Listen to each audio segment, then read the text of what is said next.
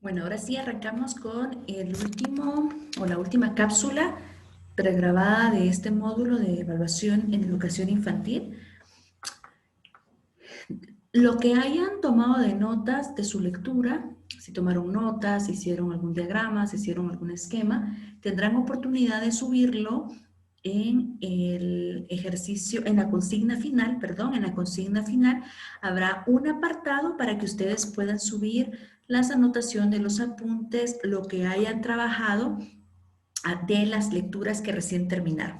La idea de las lecturas es contrastar la información, que ustedes se puedan nutrir de otros autores, pero ante todo que puedan terminar de afianzar y confirmar lo que se está trabajando en este taller asincrónico.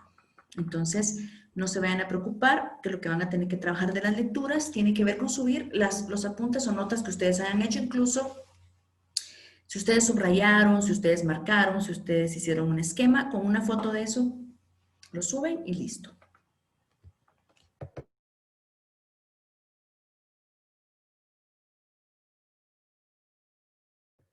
Vamos a continuar un poco acá con el análisis con respecto a la educación infantil y creo que hemos hablado mucho de esto o hemos ido acercándonos a este análisis y es entender que incluso esa entrevista que nosotros le hacemos tanto al padre como al niño, ese primer acercamiento es parte también de la evaluación. Decíamos que vamos a evaluar todos los actores, todos los contextos, todos los elementos que incluye el proceso educativo.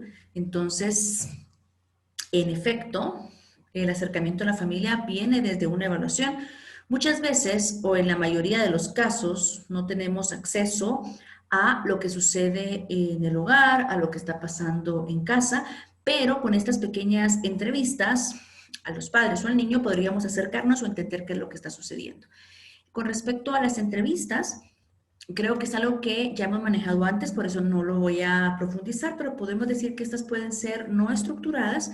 Esto es muy casual y esto suele pasar en educación infantil, suele pasar muchísimo.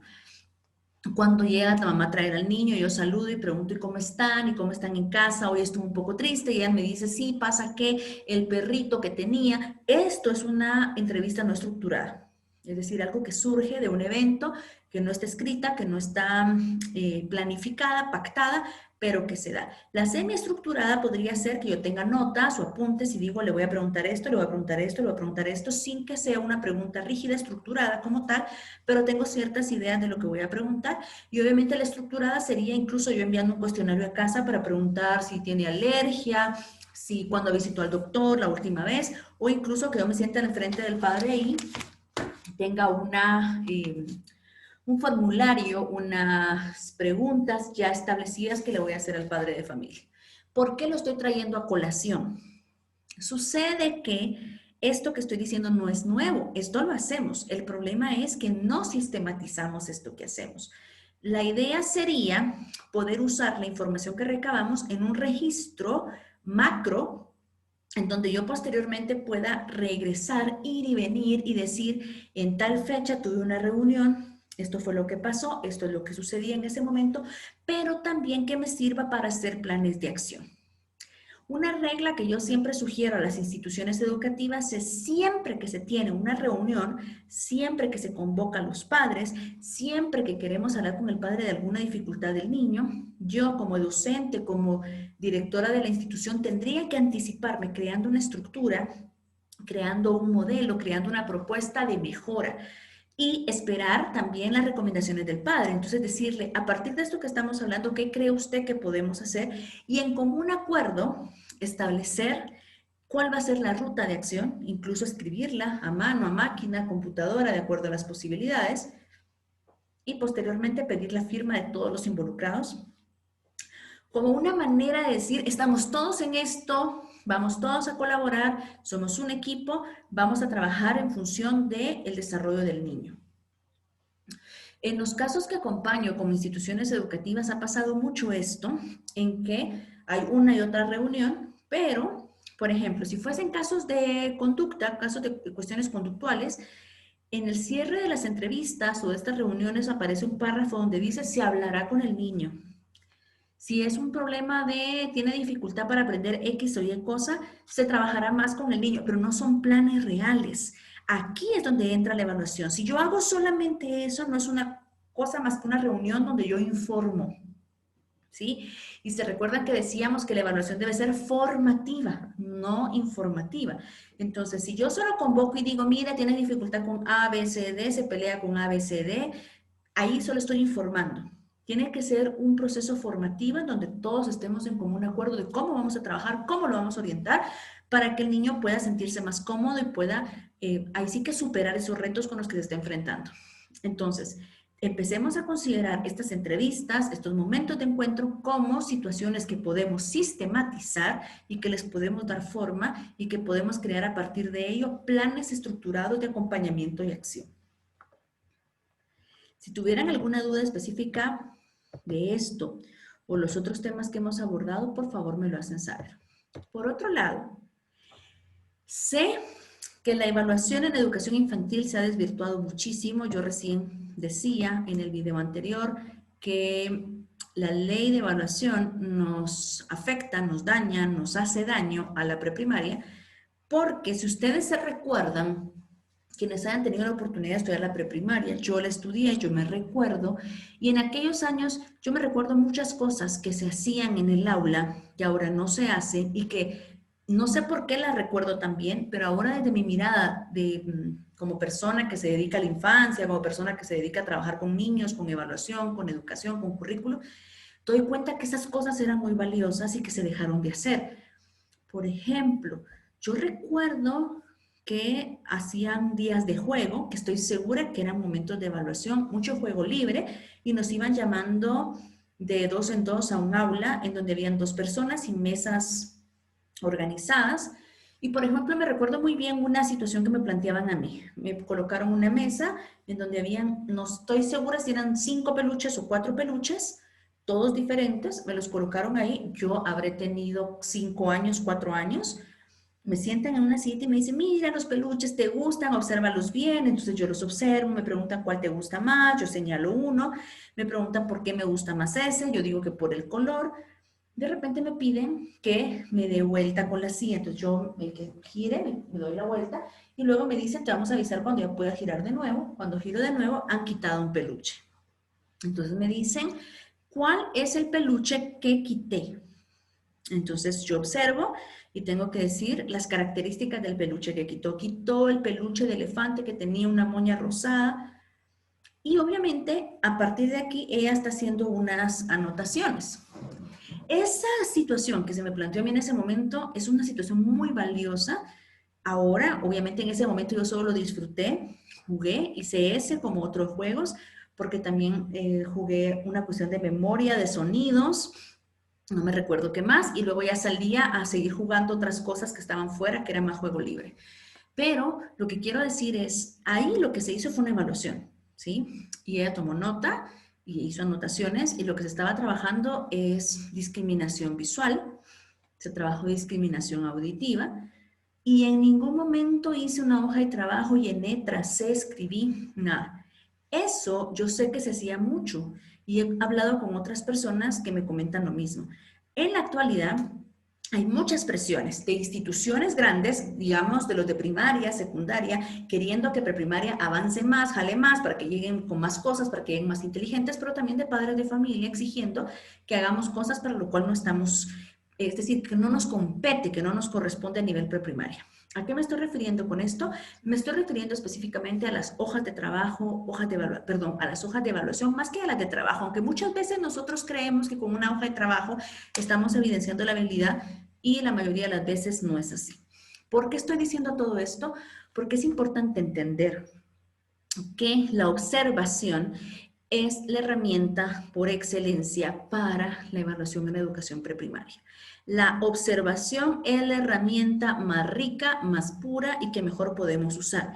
Eso sí, la observación acompañada de un instrumento. La observación por sí misma no genera mucho, porque no es decir, como que lo hace más o menos. No, tengo que tener un instrumento que me permita a mí saber qué es lo que voy a valorar para luego observar y contrastar una cosa con otra.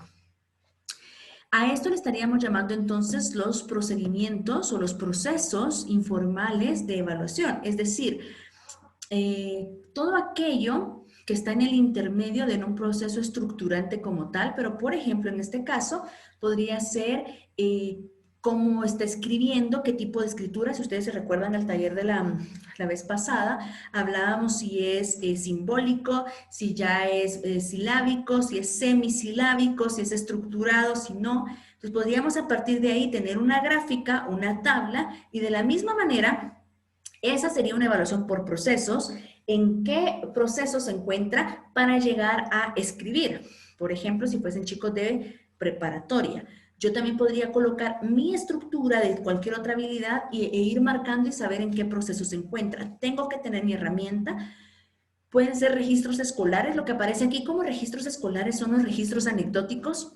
Un registro anecdótico puede usarse como herramienta de evaluación siempre y cuando yo recoja situaciones que son acordes a lo que deseo valorar y que son importantes para el desarrollo y que las utilizo en análisis y sistematización. De nada me sirve tener un cuaderno lleno con registros anecdóticos de todo el año si nunca voy a tratar de encajar, de comparar, de contrastar, de ir de adelante para atrás para ver qué es lo que está pasando. Un registro anecdótico no es para anotar todo lo que sucede en el día, es para anotar aquellas cosas que pudiesen ser significantes o que pudiesen medir situaciones complejas en el niño. Por ejemplo, si yo observo que una niña que antes se mantenía es decir, que lograba sentarse y trabajar, ahora se mantiene con mucho movimiento corporal de lado a lado y mueve mucho su pierna como en señal de ansiedad.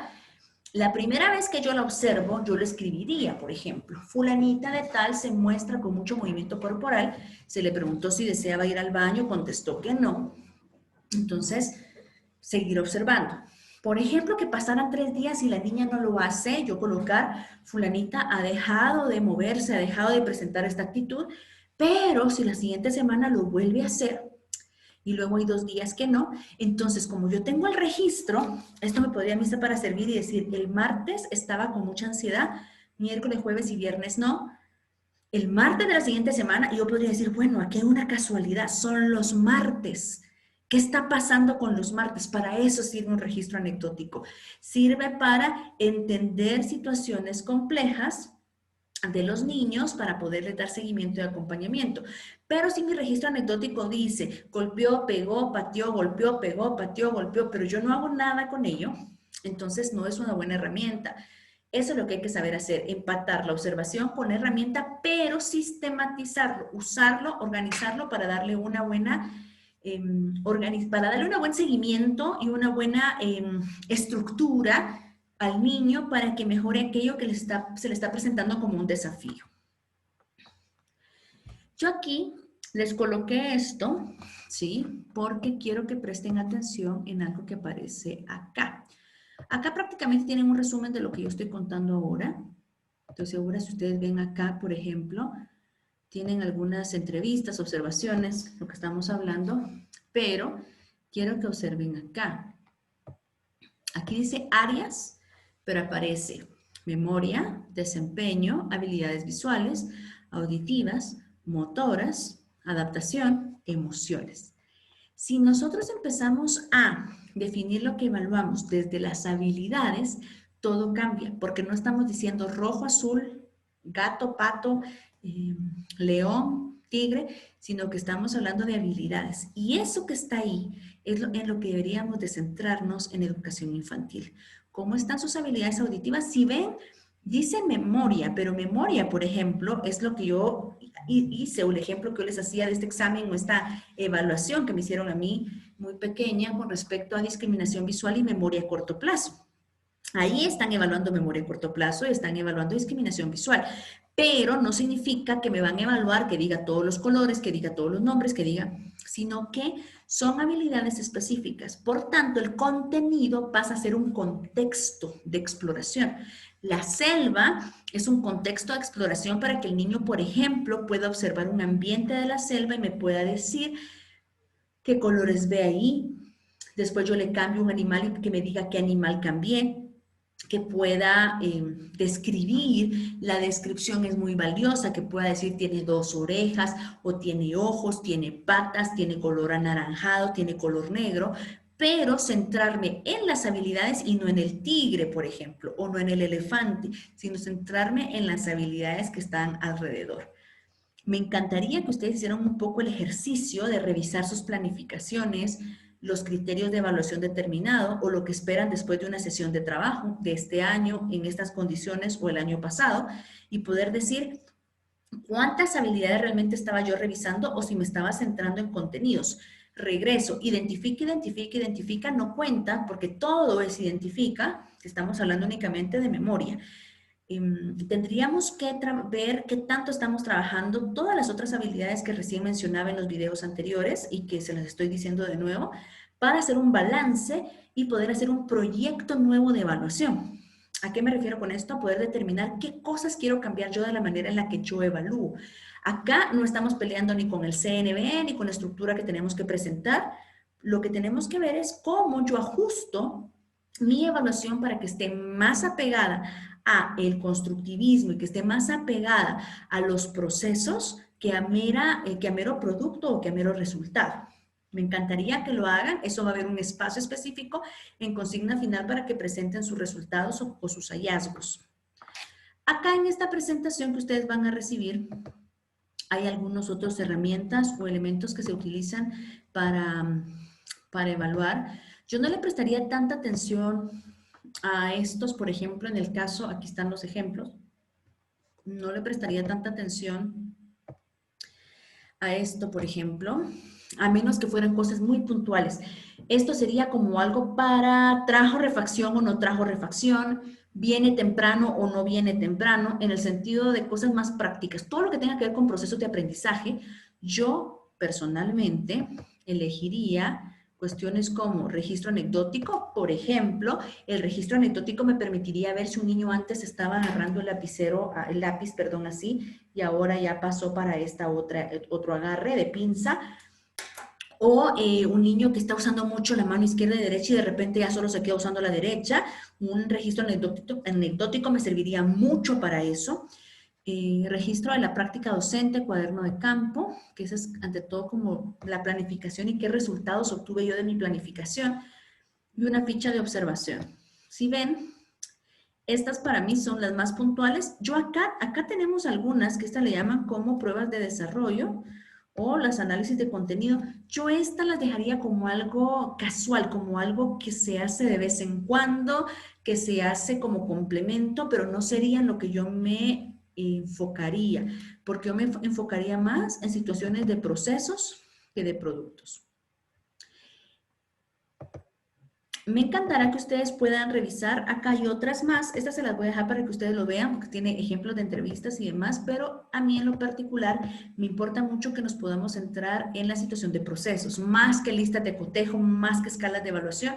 Y por eso en su consigna final justamente se les solicita o se les pide que ustedes puedan entregar una habilidad segmentada de esa manera en habilidad, como en pequeñas habilidades para alcanzar esa habilidad marco. En este caso prácticamente estamos hablando de pequeños criterios de evaluación que me van a servir a mí para llegar a un indicador de logro que posteriormente se convierte en una competencia. Si ustedes tuviesen alguna duda o alguna dificultad, lo pueden consultar con los técnicos de PAMI, que ellos me pueden trasladar a mí la duda correspondiente, o bien escribirme a mi correo, que se los escribo nuevamente, por si alguien no lo había anotado las veces anteriores.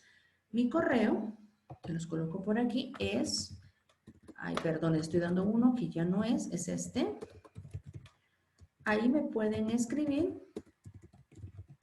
Lo que les pediría es que si van a escribirme aquí, me puedan contar de dónde me escriben, por qué me están escribiendo, porque si no recibo correos y no sé de dónde son. denise.aleman@diveeducativa.com, y yo con mucho gusto, si tienen alguna duda, pregunta o consulta, con mucho gusto los puedo atender por ahí. Así que ha sido un gusto y estaré muy, pero muy pendiente de recibir sus trabajos y tener la oportunidad de leerlos para dar cuenta de su desarrollo. Muchísimas gracias y que tengan un buen desarrollo de su consigna final. Y un buen cierre del ciclo escolar en cualquiera de las condiciones que ustedes estén completándolo, porque estamos ya muy cerquita del cierre del ciclo escolar y sé que ha sido una situación compleja, pero primero la salud, así que deseo siempre estén bien sus familias y ustedes. Muchísimas gracias por su participación en estos procesos formativos que PAMI amablemente nos proporciona el espacio para desarrollarlos. Se cuidan muchísimo.